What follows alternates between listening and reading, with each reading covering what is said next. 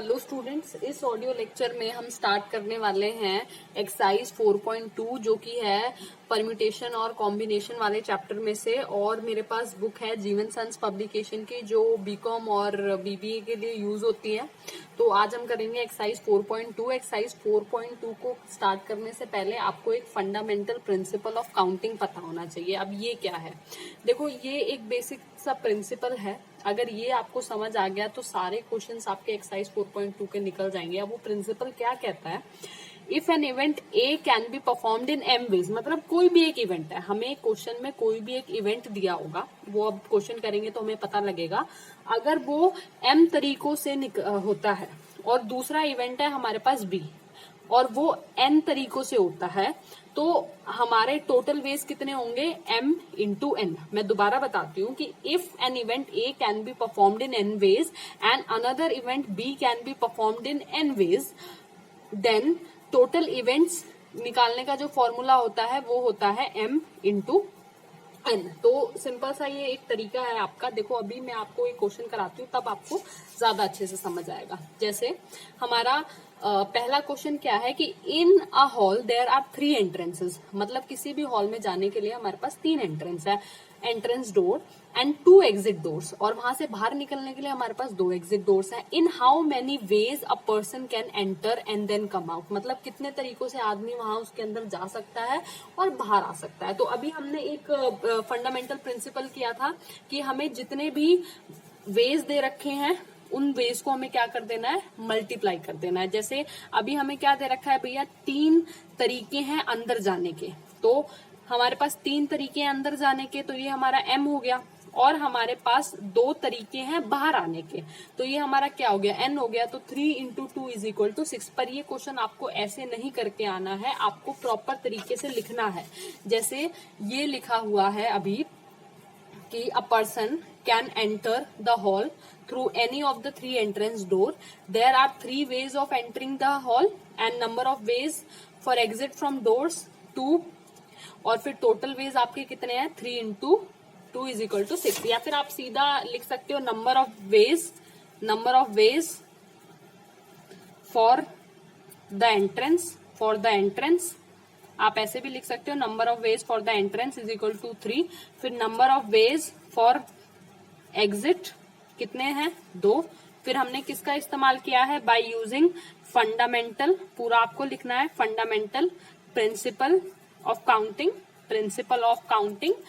Total ways हमारे कितने आ जाएंगे, total ways is equal to 3 into 2 is equal to 6। तो बहुत सिंपल सा क्वेश्चन था, मतलब आपको कोई भी वेज निकालने का ये क्वेश्चंस होंगे, कोई भी वे आपको निकालना है तो आपको क्या करना है, दोनों को मल्टीप्लाई कर देना है। अब हम आगे क्वेश्चन देखते हैं कि in a railway compartment 6 seats are vacant, मतलब एक रेलवे कंपार्टमेंट में 6 सीट खाली पड़ी हैं on a bench. In how many veg 3 passenger sit on them, मतलब कितने तरीकों से 3 जो पैसेंजर्स हैं यहाँ बैठ सकते हैं। देखो ये मान लो ये 6 सीट खाली पड़ी हैं। अब हमारे पास कितने पैसेंजर हैं, हमारे पास 3 पैसेंजर हैं, ये 3 पैसेंजर हैं। अब ये आएंगे और यहाँ बैठ जाएंगे। अब हमें नहीं पता भाई कि ये वाला पैसेंजर हो सकता है यहाँ बैठ जाए, ये वाला यहाँ बैठ जाए, ये वाला यहाँ बैठ जाए, या तीनों ही साथ में बैठ जाए, या तीनों ही एक छोड़ के एक बैठ जाए। तो मतलब इनके बैठने के बहुत सारे तरीके हो सकते हैं। तो वो बहुत सारे तरीके कौन से हो सकते हैं वो हम निकालेंगे। तो आपको कोई फॉर्मूला नहीं लगाना है, इसमें सिंपल सा लॉजिक लगाना है कि भाई 6 सीट खाली पड़ी है। अगर पहला ये वाला इंसान आके इस सीट पे बैठ गया, 6 सीट हमारे पास खाली पड़ी है और ये वाला इंसान जो है यहाँ आके बैठ गया, तो या फिर आप सिंपल सा ये मान के चलो कि ये तीनों जो है हमारे पास 3 पैसेंजर्स हैं, ये तीनों जो है कोई भी 6 सीटों पे बैठ सकते हैं। तो ये जो 3 पैसेंजर्स हैं कोई भी कितनी सीटों पे बैठ सकते हैं, 6 में से कोई सी भी सीट पे बैठ सकते हैं। फिर अब चलो एक पैसेंजर है, ये वाला पैसेंजर इस वाली सीट पे बैठ गया। अब हमारे पास कितनी सीट बची है, 5 सीटें बची है, मतलब ये दोनों पैसेंजर कोई भी 5 सीटों पे बैठ सकते हैं, तो इनटू में 5।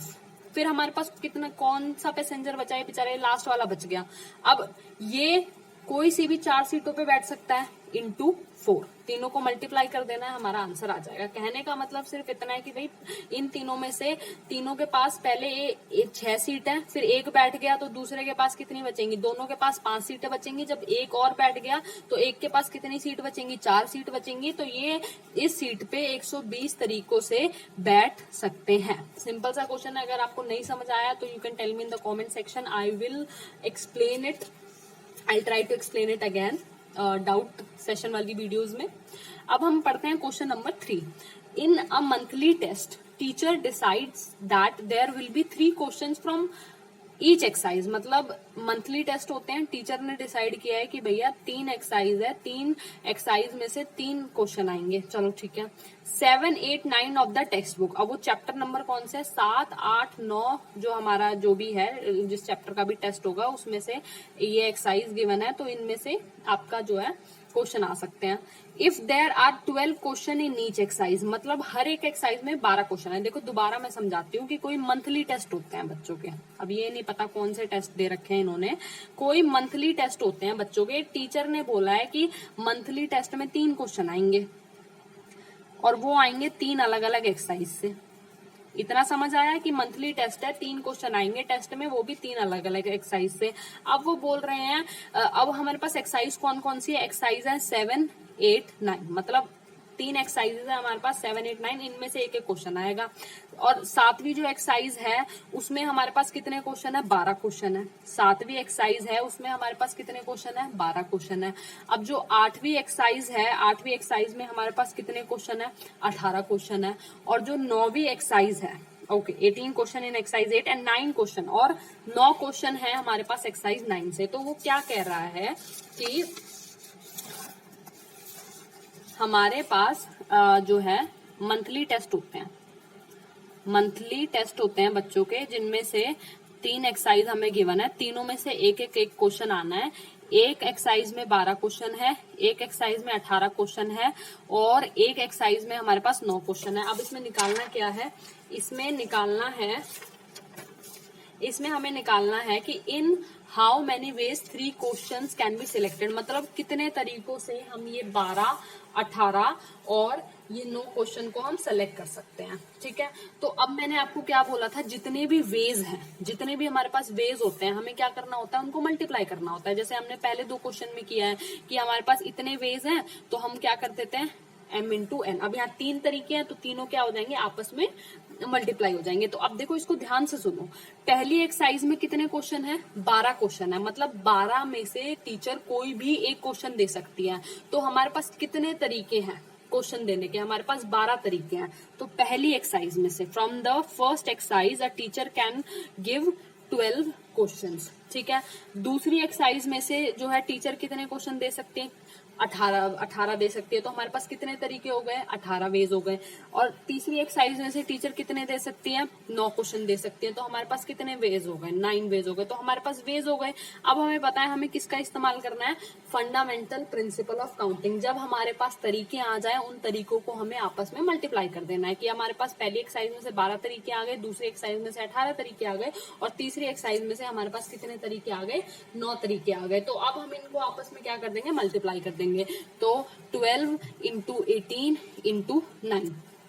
ठीक है, इनको तीनों को आपस में मल्टीप्लाई कर देंगे। इसका आंसर मैं चीटिंग कर लेती हूँ क्योंकि मल्टीप्लाई करने में टाइम लग जाएगा। तो आंसर क्या आएगा इसका, 1944। ठीक है, समझ आया। मतलब आपको करना क्या है इस एक्सरसाइज में, आपको तरीके निकालने हैं, वेज निकालने हैं।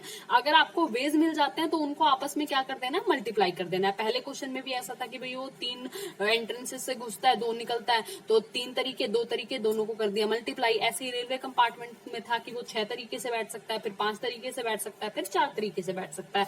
ऐसे ये थर्ड क्वेश्चन है कि हमारे पास 12, 18 और 9 तरीके आ गए, और तीनों को हमने क्या कर दिया, आपस में मल्टीप्लाई कर दिया। तो फंडामेंटल प्रिंसिपल ऑफ काउंटिंग इसमें यूज हो रहा है। अब हम बढ़ते हैं अपने अगले क्वेश्चन के टुवर्ड्स। अगला क्वेश्चन हमें क्या बोल रखा है कि there are 4 routes between Delhi and Mumbai, मतलब दिल्ली से मुंबई जाने के हमारे पास 4 रास्ते हैं। In how many different ways can a man go from Delhi to Mumbai and return. मतलब हमसे पूछा गया है कि भाई एक जो आदमी है वो दिल्ली से मुंबई कितने तरीकों से जा सकता है और हमारे पास कितने रास्ते हैं, 4 रास्ते हैं। तो देखो अब हम करते हैं इसका पहला पार्ट गिवन है हमें, any of the route is taken. Any of the route is taken का क्या मतलब है, मतलब ये हमारे पास 4 तरीके हैं। ये दिल्ली से मुंबई जाने के हमारे पास 4 तरीके हैं। दिल्ली से यहाँ मुंबई ये वाला रास्ता ले सकता है इंसान, ये वाला। तो हमारे पास जाने के कितने रास्ते हैं, 4 रास्ते हैं। तो number of ways for going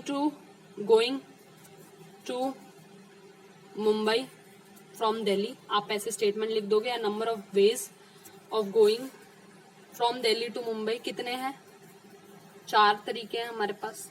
अब number of ways of coming back, मतलब हमारे पास वापस आने के कितने तरीके हैं। अब इन्होंने क्या बोला है कि हमें ये नहीं दे रखा कि भाई वो सेम रूट से आएगा या अलग रूट से आएगा, हमें ये दे रखा है कि भैया उसको कोई भी रास्ता वो लेता है उसको जाना है और आना है। तो जब जाने के 4 तरीके हैं तो आने के भी 4 तरीके होंगे। तो बस जब हमारे पास तरीके आ गए तो हमें आपस में क्या कर देना है, उनको मल्टीप्लाई कर देना है। तो 4 इंटू 4 हमारा क्या हो जाएगा, 16, क्योंकि इसमें आपको क्या निकालना है, सिर्फ नंबर ऑफ वेज निकालना है। नंबर ऑफ वेज निकल गए तो फंडामेंटल प्रिंसिपल ऑफ काउंटिंग से आपको मल्टीप्लाई कर देना है। उसके पास जाने के 4 तरीके हैं 1 2 3 4, आने के 4 तरीके हैं, दोनों को क्या कर दिया, आपस में मल्टीप्लाई कर दिया। अब नेक्स्ट पार्ट देखते हैं, the same route is taken. अब इन्होंने क्या बोला है कि भाई कोई इंसान है वो जाता है दिल्ली से मुंबई इन 4 तरीकों में, ठीक है। तो वो जिस रास्ते से जा रहा है, सपोज अगर इस रास्ते से जा रहा है तो इसी रास्ते से वापस आएगा, या इस रास्ते से जा रहा है तो इसी रास्ते से वापस आएगा। तो आप सेकंड पार्ट को अगर हम देखें तो number of ways of going, मतलब हमारे पास कितने तरीके हैं जाने के, हमारे पास कितने तरीके हैं जाने के, हमारे पास 4 वेज है, ठीक है। दिल्ली से मुंबई जाने के हमारे पास कितने वेज हैं, 4 तरीके हैं। पर उन्होंने क्या बोल रखा है, जिस तरीके से गया है तो वो उस तरीके से ही वापस आएगा। मतलब अगर वो इस वाले रूट से गया है तो वो इस वाले रूट से ही वापस आएगा, या इस वाले रूट से गया है तो इस वाले रूट से ही वापस आएगा। तो रिटर्निंग के हमारे पास कितने हैं, सिर्फ 3 तरीके हैं। क्योंकि आप ये मान देखो ना कि अगर वो एक रास्ते से जा रहा है, सपोज इस रास्ते से जा रहा है, ठीक है, या किसी भी रास्ते से जा रहा है, तो जिस रास्ते से जा रहा है वो उसी तरीके से आएगा, ठीक है। तो एक तो अपना पहले ही हट गया।